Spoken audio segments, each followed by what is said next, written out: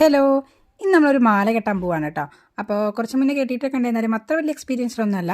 അപ്പോൾ അത് നമ്മൾ തെച്ചിപ്പൂക്കളും കുറച്ച് തുളസിപ്പൂക്കളൊക്കെ പൊട്ടിച്ച് കൊണ്ടുവന്നിട്ടുണ്ട്.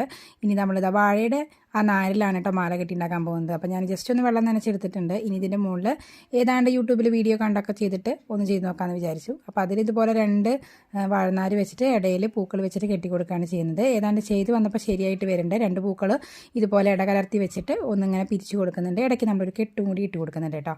അപ്പോൾ എന്നെ ഹെൽപ്പ് ചെയ്യാനായിട്ട് മോള് വന്നിട്ടുണ്ട്. അപ്പോൾ നമ്മൾ തെച്ചിപ്പൂക്കളൊക്കെ ഇങ്ങനെ വിടർത്തി ഇതാക്കി തന്നിട്ടുണ്ട്.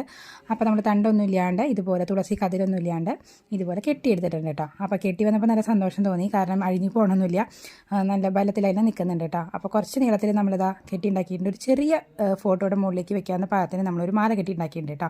അപ്പോൾ കുറച്ച് നേരം എടുത്തെങ്കിലും ഫൈനലായിട്ട് ചെയ്ത് വന്നപ്പോൾ നല്ല ഭംഗിയുണ്ടായിട്ട് തോന്നി. അപ്പോൾ നമ്മളിതാ ഇനി എടുത്ത് വെക്കാൻ പോവുകയാണ്. വൈകുന്നേരത്താണ് നമ്മളിത് ചാർത്താൻ പോകുന്നത്. അപ്പോൾ ഇത്രയും ഇന്നത്തെ വീഡിയോ കണ്ടിട്ട് ഇഷ്ടപ്പെട്ട് ലൈക്ക് ചെയ്യാൻ മറക്കല്ലേ.